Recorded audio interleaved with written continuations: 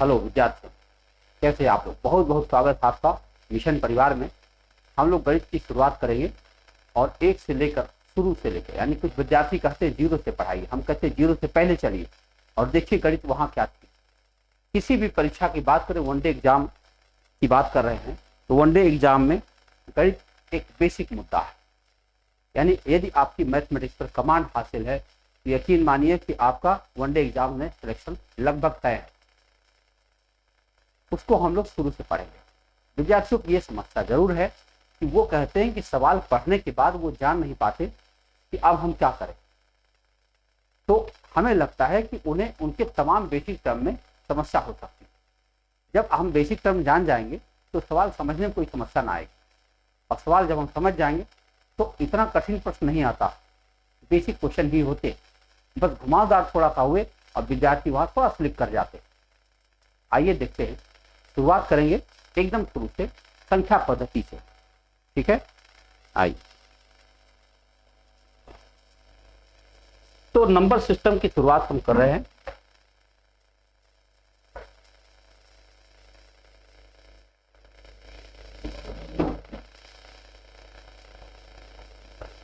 संख्या पद्धति, इसको कहा जाएगा नंबर सिस्टम। अगर आप पिछले कुछ वर्षों का अध्ययन करेंगे तो पाएंगे कि सबसे ज्यादा प्रश्न नंबर सिस्टम से पूछे गए। सेकेंड पोजीशन पर आपका परसेंटेज आता है, इसके बाद और कुछ आता है। एक परीक्षा में अगर वो 40 प्रश्नों की परीक्षा है तो 3 से 4 प्रश्न, कभी कभी तो 5 भी देखा गया, हालांकि 3 से कम तो नहीं हो सकता। इतने प्रश्न तो केवल इसी टॉपिक से आते हैं। दरअसल इस टॉपिक में टर्म थे ढेर सारे, वही शुरुआत है तो गणित की तमाम छोटी छोटी बातों को बताना पड़ेगा, तो उसके लिए तमाम सारे टर्म का इस्तेमाल किया गया, इसीलिए थोड़ा सा टॉपिक बड़ा हो जाता है। आइए शुरू करते हैं। जैसे आप इस संख्या पद्धति में प्रवेश करते हैं तैसे आपके सामने कुछ टर्म आना शुरू हो जाते हैं।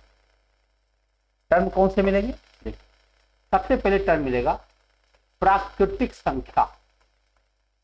कहीं कहीं प्राकृतिक संख्या भी लिखा रहेगा, इसको अंग्रेजी में कहा जाएगा नेचुरल नंबर। नेचुरल नंबर क्या होता है?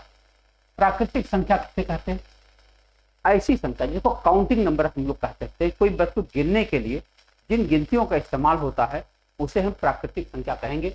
वो संख्या होती है 1, 2, 3, 4, 5 और इनफाइनाइट तक गई हुई संख्याएं होती है। इन संख्याओं का प्रादुर्भाव कैसे हुआ, यानी कैसे प्रारंभ हुआ, एग्जैक्ट जानकारी तो ऐसी नहीं है, लेकिन हम एक अगर कथा सुनाएं आपको तो संभावना है कि आप यह बात समझ पाओ।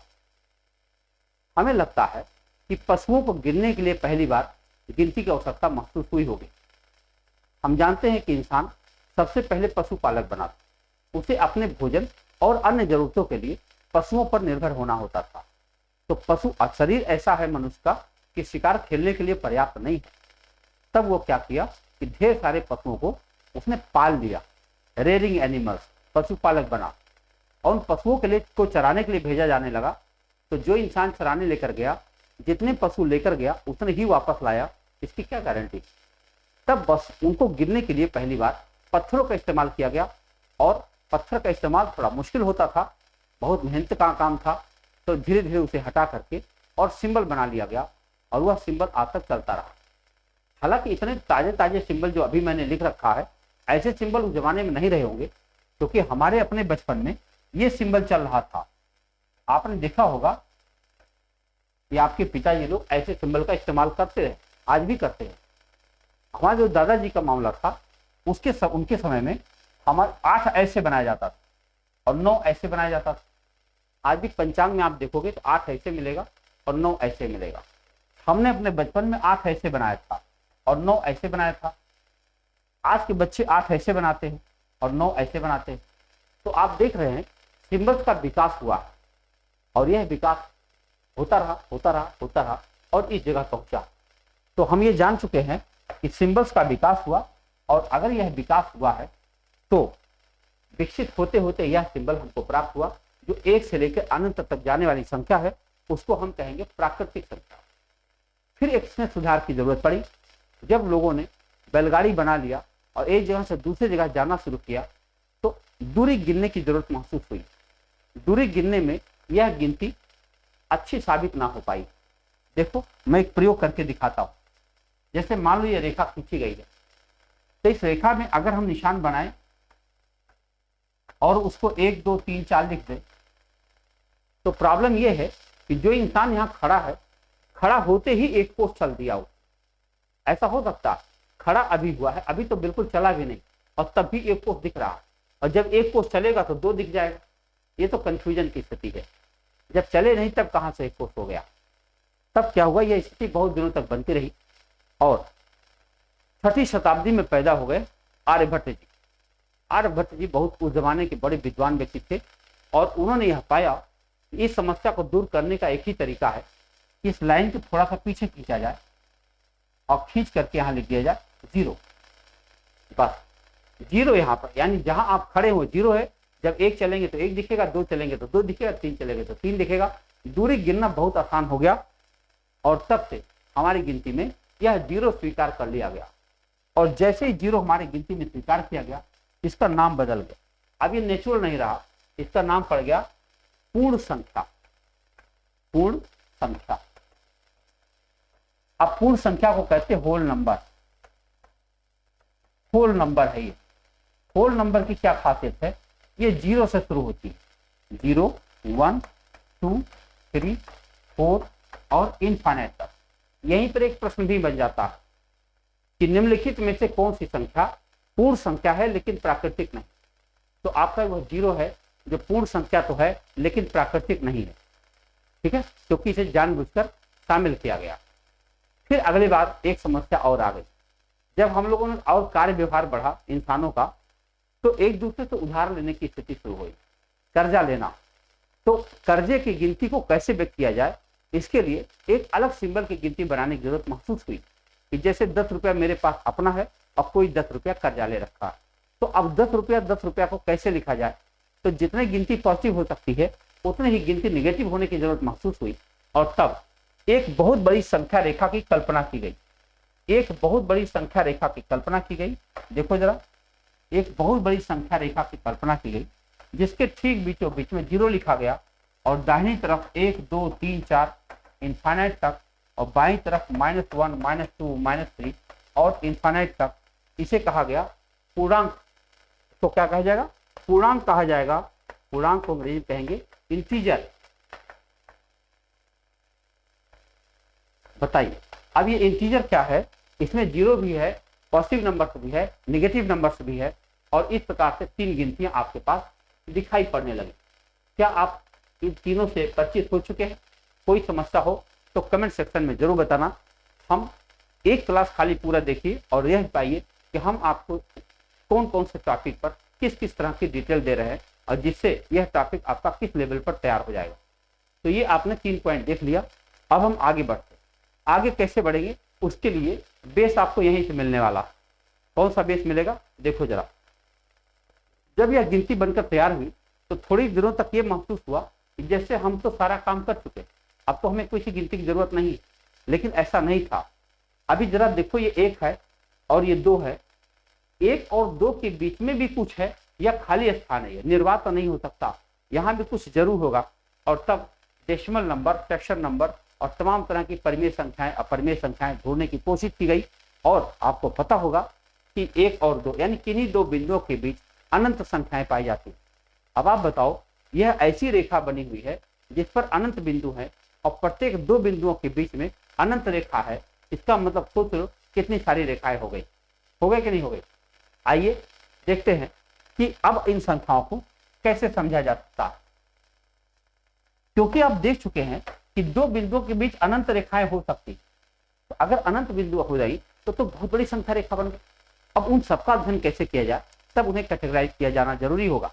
और कैटेगराइज करने के लिए अब हम एक एक करके उन संख्याओं में से कौन कौन सी संख्या पैदा हो रही है उनकी चर्चा करते। देखो, पहले बनेगी आपकी सम संख्या। सम संख्या को हम लोग इवन नंबर कहेंगे। क्या कहेंगे? इवन नंबर कहेंगे। और इवन नंबर जो होगा वो क्या होगा? ऐसी संख्या जो 2 से विभाज्य। इसकी डेफिनेशन छोटा सा देख ली। ऐसी संख्या जो 2 से विभाज्य है। अगर 2 से विभाज्य है तब वो संख्या सम संख्या कहलाएगी। बताओ कौन कौन सी संख्याएं 2 से विभाज्य होती हैं? 2, 4, 6, 8 डॉट डॉट डॉट इनफाइनाइट, अनंत तक जाती हुई संख्याएं हैं। 2, 4, 6, 8, 10, 12, 14, 16, 18, 20, 22, 24, 26, 28, मतलब ढेर सारी संख्याएं, ढेर सारी क्या, अनंत संख्याएं पाई जाती हैं जिन्हें हम सम कहते हैं, और वो सारी संख्याएं 2 से विभाज्य होती हैं। अब जो संख्याएं 2 से विभाज्य नहीं होती वो कौन होंगी फिर? तब उन्हें कहा जाएगा विषम संख्या। देखो विषम संख्या है, विषम संख्या, विषम संख्या को हम लोग और नंबर से जानते हैं। और नंबर जो होती है वो जो ऐसी संख्या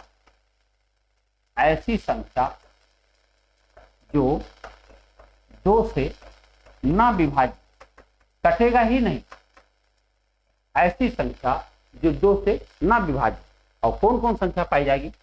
1, 3, 5, 7, 9 और डॉट डॉट डॉट इनफाइनाइट। आधी संख्याएं सम, आधी संख्याएं विषम, पूरी संख्या रेखा की यही कहानी। हम छोटा सा ट्रायल करें, 1 से 10 तक की गिनती ले लें। 1 से 10 तक की गिनती में आप देखोगे 2, 4, 6, 8, 10 5 संख्याएं सम, 1, 3, 5, 7, 9 5 संख्याएं विषम। ऐसे ही 50 तक की गिनती में 25 संख्याएं सम, 25 संख्याएं विषम। 100 तक की गिनती में 50 संख्याएं सम, 50 संख्याएं विषम। क्या यह बात आपको क्लियर हो रही है? अगर हो रही तो हम लोग आगे बढ़ते, आगे बढ़ेंगे तो अगली बार संख्या जो हमको मिलने जा रही है उसका नाम होगा भाज्य संख्या। भाज्य को अंग्रेजी में कहा जाएगा कंपोजिट नंबर। कंपोजिट नंबर, ये कौन सा नंबर होता है जो कंपोजिट होता है? भाज्य संख्या। पहले इसे यौगिक संख्या कहा जाता था, पुराने जमाने में इसका नाम था यौगिक संख्या। तो अब चलो भाज्य किसे कहेंगे? आपको लग रहा है नाम से कि जो विभाजित हो जाए उसे भाज्य कहते हैं, लेकिन इसमें एक समस्या है, क्योंकि 1 से और स्वयं से तो सभी संख्याएं विभाजित हो जाती हैं। तो क्या सभी भाज्य हो जाएंगी? अगर सभी भाज्य हो जाएगी तो अभाज्य कहां जाएगी? तब ऐसी स्थिति में सोचो हम इसकी परिभाषा क्या बना सकते हैं? 1 और स्वयं के अतिरिक्त अन्य से भी विभाजित होने वाली संख्याएं, अन्य से भी विभाजित होने वाली संख्या, क्या कहलाएगी? भाज्य संख्या कहलाएगी। बताओ सबसे छोटी भाज्य संख्या कौन हो सकती है? दिमाग लगा के बताइए, सबसे छोटी भाज्य संख्या क्या है? तो आपको मिलेगा, चलो ट्रायल करके दिखाते हैं। हमने लिख दिया 1, 2, 3, 4। सबसे छोटी भाज्य संख्या की तलाश चल रही है। जब हम 1 को विभाजित करने आते हैं तो यह सिर्फ 1 से कटता है। 2 को विभाजित करते हैं तो 1 और 2 से कटता है। 3 को देखता हूं तो 1 और 3 से कटता है। और 4 को देखता हूं 1 और 4 के अलावा 2 से भी विभाजित होता है। अब हमारी डेफिनेशन क्या कह रही है? 1 और स्वयं के अलावा अन्य से भी कटना चाहिए, और अन्य से भी कौन संख्या कट रही है? 4 कट रही है। इसलिए अब हम दावे के साथ कह पाएंगे कि सबसे छोटी भाज्य संख्या 4। क्लियर? सबसे छोटी भाज्य संख्या कौन है? सबसे छोटी भाज्य संख्या 4 है। अंग्रेजी में इसका जो परिभाषा है, the number which have more than 2 factors. क्यों मोर देन 2 फैक्टर्स बोला? क्योंकि 1 एंड इटसेल्फ तो सबके होते हैं, 1 और स्वयं से तो सभी संख्याएं कट जाती हैं। जो इन दोनों के अलावा अन्य से भी कटे तब उसका नाम भाज्य संख्या कहा जाएगा। क्या इस पेज पर हमने 3 पॉइंट पर चर्चा किया? क्या यह तीनों पॉइंट आपको क्लियर हो रहा है? अगर हो रहा है तो ऐसे हम कई सारे पॉइंट की चर्चा करेंगे। उन सारे पॉइंट के बाद जब हम गणित में प्रवेश करेंगे तब आप पाएंगे कि बड़ा आसान लग रहा है, क्योंकि सारे टर्म से आप परिचित हैं। आइए आगे बढ़ते। हम लोग भाज्य देख चुके हैं, अब हमें अगला नंबर मिलेगा अभाज्य का। इसको अंग्रेजी में प्राइम नंबर कहा जाएगा। प्राइम नंबर किसे कहते हैं? ऐसी संख्या जो 1 और स्वयं के अलावा अन्य से न विभाजित हो। The number which have only 2 factors. देखो 1 और स्वयं के अतिरिक्त अन्य से न विभाजित हो, अन्य से न विभाजित हो। ऐसी कौन सी संख्या है जो एक और स्वयं के अलावा अन्य से नहीं विभाजित होगा? ऐसी संख्याओं को अभाज्य संख्या कहा जाएगा। सबसे छोटी अभाज्य संख्या 2 है और 2 एकमात्र सम अभाज्य संख्या है, क्योंकि 2 के अलावा जितनी अभाज्य संख्याएं हैं सब की सब विषम संख्याएं पाई जाती। तो ये पहली ऐसी अभाज्य संख्या है जो सम भी है। 2, 3, 5, 7, 11, 13 और अनंत संख्याएं पाई जाती। एक देखो, शुरू से लेकर जितनी हमारी बड़ी संख्या होती है उन सभी संख्याओं में अनंत संख्याएं अभाज्य संख्याएं पाई जाती। हाँ, पूछा गया था 1 से 100 के बीच, 1 से 100 तक कितनी अभाज्य संख्याएं पाई जाएंगी? तो इसका उत्तर होगा 1 से 100 तक 25 अभाज्य संख्याएं पाई जाती। 1 से 100 तक 25 अभाज्य संख्याएं पाई जाती हैं, जिसमें 1 से 50 तक 15 संख्याएं होती हैं और 50 से 100 तक 10 संख्याएं होती हैं। तो ये संख्याएं होती हैं। ये चूंकि परीक्षा में पूछा जा चुका है इसलिए इसको याद रखने की आवश्यकता है। अभी आपके मन में एक बात आ रही होगी कि हमने तो आखिर 2, 3, 5, 7, 11, 13 लिख भी दिया, मान लो और संख्याएं खोजते जाए किस आधार पर हम खोजेंगे? और जब कहा जा रहा है कि 1 से 100 तक 25 अभाज्य संख्या पाई जा रही है, तो कौन कौन सी संख्या है जिनको हम अभाज्य कह पाते हैं? और कैसे हमें पता चला कि 1 से 100 के बीच 25 अभाज्य संख्याएं पाई गई? इसके लिए एक छलनी विधि का प्रयोग किया गया। जब कभी आप इस विषय पर कोशिश करेंगे तब आपको छलनी विधि एक जरूर कहीं न कहीं मिल जाएगी, और छलनी विधि में आपको मिलेगा कि कैसे हम संख्याओं को बनाते हैं, यानी कैसे हम अभाज्य संख्याओं को ढूंढ पाएंगे। और एक प्रयोग करके दिखाते हैं। 1 से लेकर 100 तक की गिनती में अभाज्य संख्याएं हम किसे किसे कह सकते हैं। तो 1 से 100 तक मैं गिनती लिख रहा हूं, आप जरा देखो। 1, 2, 3, 4, 5, 6,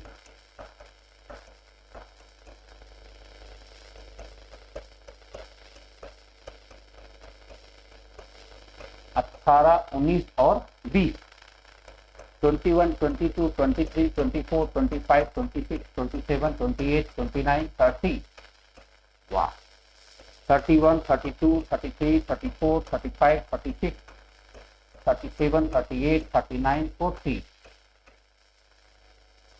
41, 42, 43, 44, 45, 46, 47, 48, 48, 49 और 50, 51, 52, 53, 54, 55, 56, 57, 58, 59 और 60। आधे से ज्यादा हो चुका। 61, 62, 63, 64, 65, 66, 67, 68, 69 और 70, 71, 72, 73, 74, 75, 76, 77, 78, 79 और 80, 81, 82, 83, 84, 85, 86, 87, 88, 89 और 90। लास्ट लाइन 91, 92, 93, 94, 95, 96, 97, 97, 98, 99 और 100। हमें देखना है 1 से लेकर 100 तक की गिनती में हम अभाज्य संख्या किसे कहेंगे। सबसे पहले तो हम 1 को काट देंगे, क्योंकि यह भाज्य अभाज्य की श्रेणी में नहीं आता है। भाज्य अभाज्य की श्रेणी में ये नहीं आता। क्यों नहीं आता है? इसलिए नहीं आता है क्योंकि 1 के सिर्फ एक ही फैक्टर, और जबकि हमारा जो फार्मूला है वो ये है कि which have more than 2 factor and which have only 2 factor, यही को हम भाज्य अभाज्य कहेंगे। तो इसमें क्या था, 1 में सिर्फ एक ही है, इसलिए इसको हम हटा देंगे। सबसे पहली अभाज्य संख्या 2 है। अगर 2 अभाज्य है तो 2 से कटने वाली कोई भी संख्या अभाज्य हो ही नहीं सकती। 2 से कट जाएगी तब कहां से अभाज्य हो जाएगी। यानी इस लाइन में इतने सारी गिनती में जितनी संख्याएं 2 से कट सकती हैं वो अब मेरे काम के नहीं है, उन्हें हम हटा देंगे। देखो ये सारा लाइन 2 से कट रहा है, इसे मैं हटा दे रहा हूँ। ये सारी लाइन 2 से विभाजित हो रही है, इसे मैं हटा दे रहा हूँ। ये मेरे काम का अब नहीं रहा। देखो ये सारी लाइन 2 से कट रही है, मैंने हटा दी। अगली अभाज्य संख्या है 3। अगर 3 अभाज्य है तो 3 से कटने वाली कोई भी संख्या अभाज्य नहीं होगी।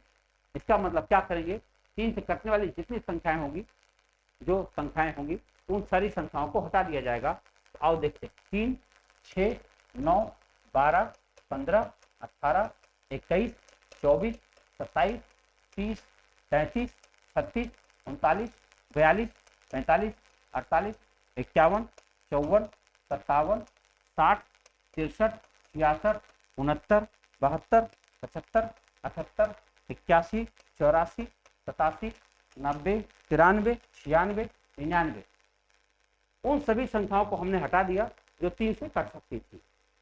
अब हम आगे बढ़ेंगे 5। अगली अभाज्य संख्या हमारे पास है 5, और 5 अगर अभाज्य है तो 5 से कटने वाली कोई भी संख्या अभाज्य हो ही नहीं सकती। तो 5 से कटने वाली जितनी संख्या है उन्हें हमें हटा देना होगा। ये पूरी लाइन 5 से विभाजित हो रही है, इसे मैं हटा दे रहा हूँ, और ये भी लाइन ये ऑलरेडी हटी हुई है, कि 5 से कटने वाली हटा दिया हमने। केवल आखिरी चेकिंग बची है 7। आपका यहाँ से क्रॉस क्वेश्चन आ सकता है कि हम कहाँ तक जांच करेंगे। जितना आपने गिनती लिख रखी है उस गिनती के वर्गमूल के बराबर आपको जांच करना पड़ता है। हमने 100 तक गिनती लिखी है, 100 का वर्गमूल 10 होता है, 10 तक हम जांच करेंगे। तो देखो 7 मैंने लिख दिया, अब जांच कर रहा हूँ। 7, 14, 21, 28, 35, 42, 49, 56, 64, 63, 70, 70, 77, 84, 91, 98, ये सारी संख्याएं 7 से कटने वाली थी, हट गई। अब जितनी संख्याएं इसमें बोर्ड पर बची हैं वो सारी की सारी अभाज्य संख्याएं हैं, उनको मैं सर्कल बना रहा हूं। देखो ये सारी संख्याएं बच गई हैं जो बिल्कुल विभाजित नहीं हो पाई। इसी संख्या से नहीं विभाजित हुई, इतना तलवार हमने चलाया तब भी बच गई, ये सारी की सारी अभाज्य कहलाएंगे। देखो हम सारी अभाज्य संख्याओं पर सर्कल बना दे रहे हैं। अब इन्हें गिना जाएगा, आओ गिनते। 1, 2, 3, 4, 5, 6, 7, 8, 9, 10, 11, 12, 13, 14, 15, 16, 17, 18, 19, 20, 21, 22, 23, 24, 25। इस समय बोर्ड पर कुल 25 गोला आप देख रहे पा रहे होंगे, 20 सर्किल, 25 सर्किल, और ये सारी की सारी अभाज्य संख्याएं हैं। अभाज्य संख्याएं होती हैं जो एक और स्वयं के अलावा किसी से नहीं विभाजित होती हैं। अगर हम यहाँ से एक लाइन खींच दें तो आप देखोगे 1 से 50 तक ऊपर कुल 15 गिनतियां मिलेंगी और नीचे कुल 10 गिनतियां मिलेंगी। गिन लो, 1, 2, 3, 4, 5, 6, 7, 8, 9, 10, 11, 12, 13, 14, 15। 1 से लेकर 50 तक कुल 15 संख्याएं और 50 से लेकर 100 तक कुल 10 संख्याएं पाई जाती।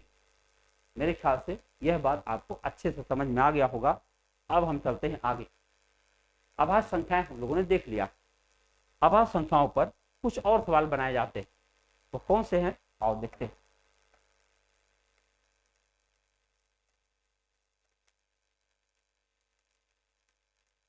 अभाज्य संख्याओं पर एक सवाल और बना है, उसको कहा जाता है जुड़वा अभाज्य संख्याएं। जुड़वा, देखो जुड़वा अभाज्य संख्या। अब जुड़वा अभाज्य किसे कहते हैं? इसको कहते हैं twin prime. Twin prime number किसे कहेगी? ये टेट में पूछा गया सवाल था, सुपर टेट में।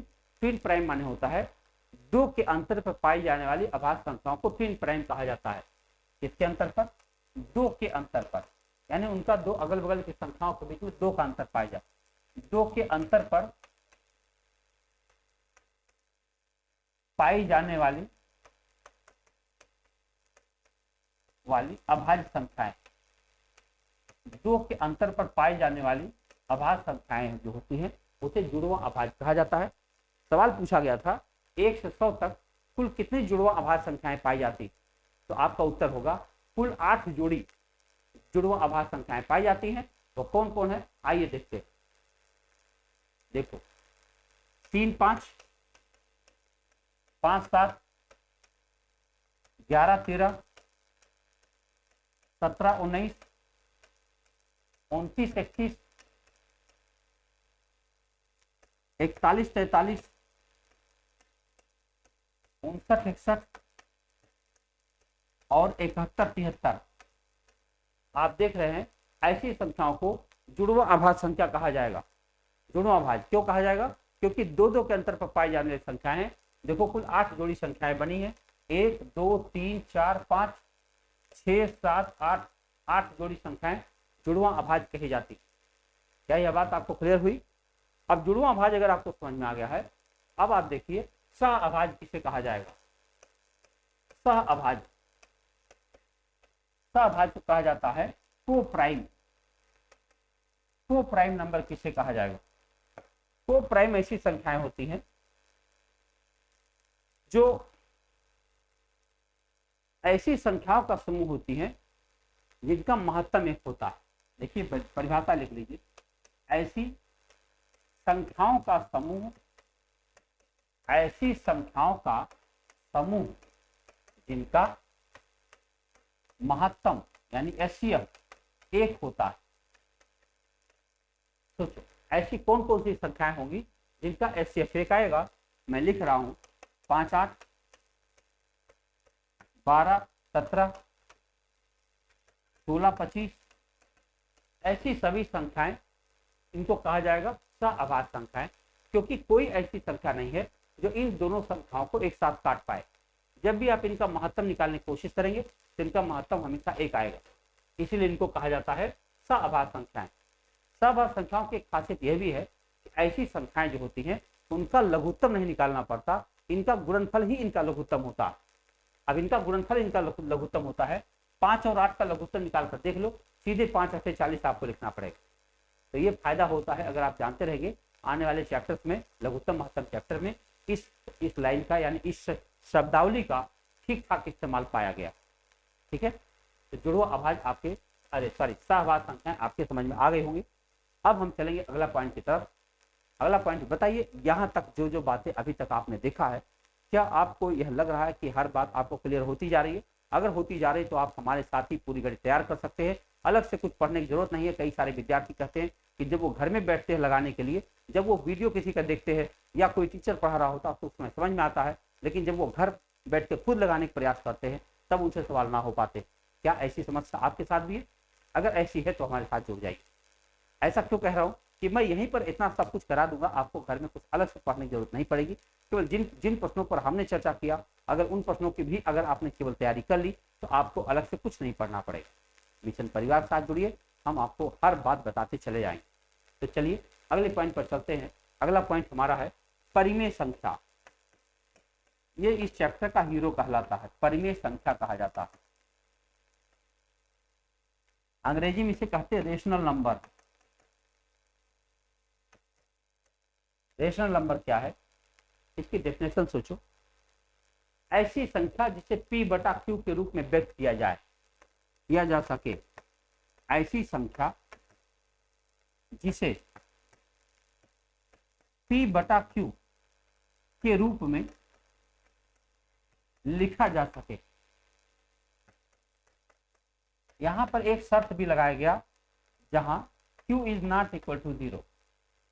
ऐसी संख्या जिसे P/Q के रूप में लिखा जा सके, और यह भी शर्त बताया कि जहां Q is not equal to 0। अच्छा बताओ Q 0 क्यों नहीं होना चाहिए? अगर 0 हो जाएगा तो क्या फर्क पड़ जाएगा, और दिखाते। मान लो हमसे कहा जाए कि भाई तुम बताओ 5 में 0 से भाग दे दो तो क्या उत्तर आ जाएगा, या 12 में 0 से भाग दो तब क्या उत्तर आ जाएगा। कई लड़के इसके अलग अलग उत्तर देते हैं, कोई 0 बताता, कोई इनफिनाइट बताता है। भाई 0 इनफिनाइट दोनों गलत है। क्यों है, अभी हम लोग चर्चा करते हैं इस बात पर। इसके पहले एक छोटी सी कहानी सुनाता हूँ।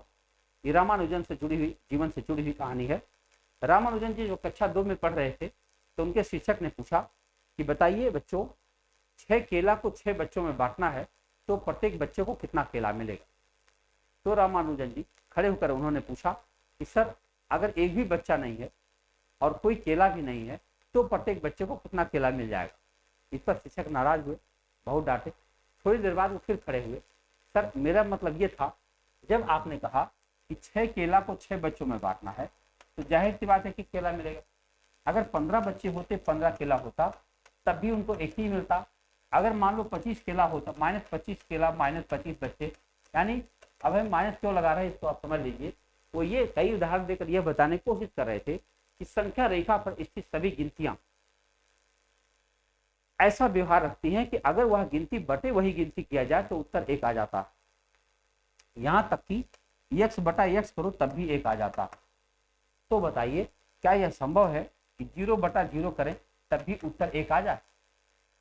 और अगर 1 आ जाएगा तो कैसे आ जाएगा, और नहीं आएगा तो क्यों नहीं आएगा? क्या जीरो संख्या नहीं है? जब संख्या रेखा पर स्थित सभी संख्याएं एक खास बिहेव फॉलो कर रही हैं तो फिर यह जीरो व बिहेव फॉलो क्यों नहीं कर रही है? क्या यह संख्या नहीं है? और अगर संख्या नहीं है तो संख्या रेखा पर क्या कर रही है? ये रामानुजन के शब्द थे। उसमें शिक्षक निरुत्तर हुए।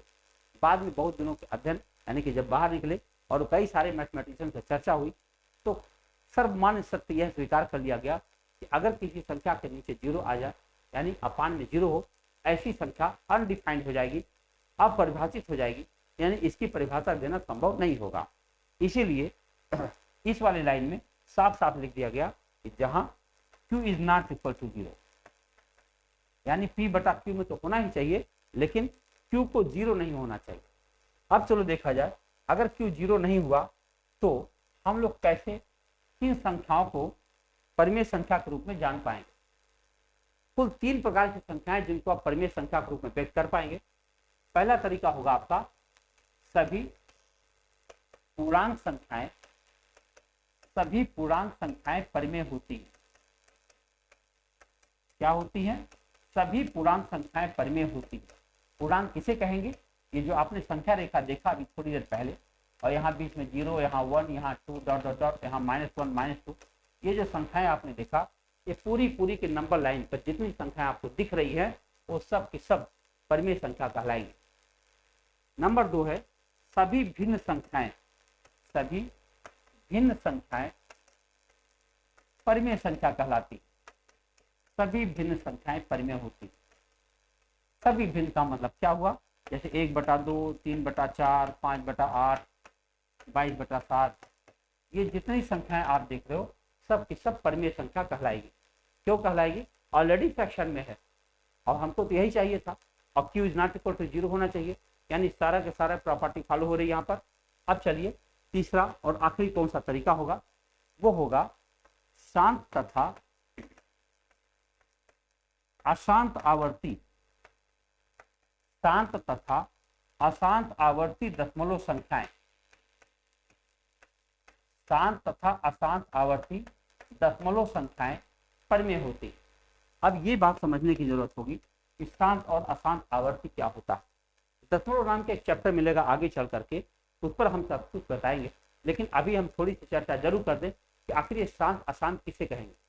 अगर हम दशमलव की बात करेंगे तो दशमलव गिनती 2 प्रकार की होती है। एक को कहेंगे आप शांत और एक को कहेंगे आप अशांत। जो शांत को अंग्रेजी में टर्मिनेटिंग डेसिमल कहेंगे, इसको नॉन टर्मिनेटिंग डेसिमल कहेंगे। जो टर्मिनेटिंग डेसिमल होता है वो कैसे होता है? जैसे 2.5, 3.62, 8.348, यानी ऐसी गिनतियां होनी चाहिए जो उसके बाद खत्म हो जाए, आगे कुछ नहीं है, उसको हम शांत कहते हैं। फिर अशांत किसे कहेंगे? नॉन टर्मिनेटिंग किसे कहेंगे? जो कभी शांत ना हो और कभी ना शांत हो, इसलिए 2 प्रकार की होती है। एक का नाम होगा आवर्ती रिपीटेड डेसिमल, इसको कहेंगे अनावर्ती दशमलव, अनावर्ती दशमलव, रिपीटेड और नॉन रिपीटेड डेसिमल। देखो आवर्ती दशमलव जो होगा वो कैसे होता है? जैसे मान लो हमने लिया 0.66666, इनफाइनाइट नंबर लिया, आपने बार वाली संख्याएं देखा होगा, 0.24242424 लिया हमने, देखो 0.24 के ऊपर बार लगा दो। और अनावर्ती में क्या होता है? दशमलव के बाद कोई भी गिनती आती रहती, ना तो ये खत्म होती है ना तो रिपीट होती है, ऐसी संख्याओं को अनावर्ती दशमलव कहते हैं। ये तो रहा दशमलव का परिचय। अब इसका परिमेय संख्या से क्या लेना देना? देखो हमें परिमेय संख्या के लिए साफ साफ बताया गया ऐसी संख्याएं जिससे आप P/Q में लिख पाइए। आइए देखते हैं क्या आप इन संख्याओं को P/Q में लिख पाएंगे। हम 2.5 लेते हैं, अगर हम बटा 10 कर दें तो दशमलव चला जाएगा और ये बन जाएगा 25/10। अगर ये कट रहा है तो काट दीजिए और नहीं कट रहा तो ना कटे। P/Q चाहिए हमको, तो हमने 5/2 निकाल दिया। ऐसी संख्या को हम लोग कह देंगे परिमेय संख्या, क्योंकि भिन्न में बदला जा सकता है। अगर हम नीचे वाली संख्या ले लें 8.348, 8.348 को अगर हम बटा लिख करके 1000 लिख दें तो इसका भी दशमलव चला जाएगा और फिर ये इतनी बड़ी संख्या बन गई। जितना कटे काट दीजिए, P/Q के रूप में हो गई। यानी हम इन संख्याओं को बहुत आराम से भिन्न बना पा रहे हैं, इसलिए इनको कहा जाएगा परिमेय संख्या। अब जिन संख्याओं को हम आराम से भिन्न बना पाएंगे वो सब की सब परिमेय संख्या हो जाएगी। अब हम इस पर चर्चा करेंगे। क्या आप ये 0.6666 जो संख्याएं दिख रही हैं, क्या आप इसे भिन्न बना पाएंगे? आप कहिए हाँ बना पाएंगे। आप 2/3 साफ साफ देख लीजिए। इसे कैसे बनाया गया हमने कहा हम आपको डेसिमल चैप्टर में पढ़ाएंगे, लेकिन अभी आप देख लो 0.6666 बार लगा दो आप, उनको एग्जैक्टली भिन्न बनाया जा सकता है 2/3। ऐसे ही 0.2424 जो लिखा है इसको भी भिन्न बनाया जा सकता है, इसको हम कह देंगे 3/8। आप भाग देकर जरूर चेक कर लीजिएगा इन संख्याओं को हम भिन्न बना पा रहे हैं। तो इसको भी हम भिन्न बना पा रहे हैं, इसको भी हम भिन्न बना पा रहे हैं। तो जिनको हम भिन्न बना पा रहे हैं वो तो सारी की सारी क्या बन जाएंगी? परिमेय संख्याएं बन जाएगी। यही वहां कहा गया। देखो यहाँ पर क्या कहा गया था, यहाँ पर कहा गया था ऐसी संख्या होनी चाहिए जिसको हम p/q के रूप में लिख दें और जहाँ q ≠ 0 हो जाए। तो मुझे लगता है कि यहाँ पर आपको यह बात समझ में आ गई होगी। तो प्यारे विद्यार्थियों, कैसे लगी है क्लास आपको जरूर बताइएगा। इसके आगे के पॉइंट हम आगे चर्चा करेंगे और जुड़ जाइए हमारे साथ। मिशन एप्लीकेशन भी है, मिशन इंस्टीट्यूट प्रयागराज के नाम से। आप देखेंगे तो प्ले स्टोर पर मिल जाएगा, वहाँ पे आपके काम की बहुत सारी चीजें मिलेंगी। जरूर देखिएगा। मिलते हैं अगले टॉपिक पर। बहुत बहुत धन्यवाद। Thank you.